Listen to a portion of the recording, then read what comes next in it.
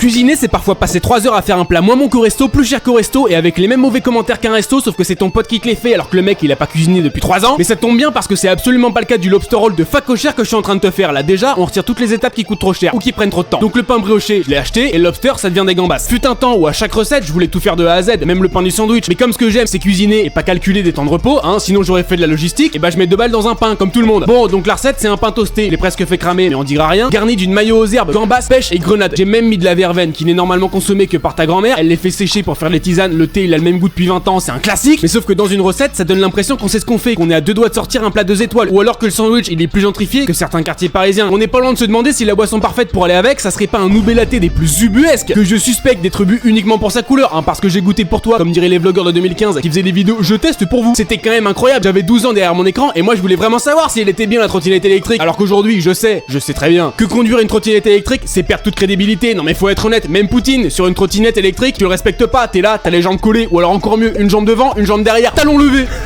Mais mon salaud, t'es une danseuse étoile? Non, et bah alors tu marches comme tout le monde. Pour ce qui est de la recette, elle est en description et évidemment, c'était délicieux, c'est normal, c'est moi qui l'ai fait. Alors sors-toi les doigts et fais-le aussi.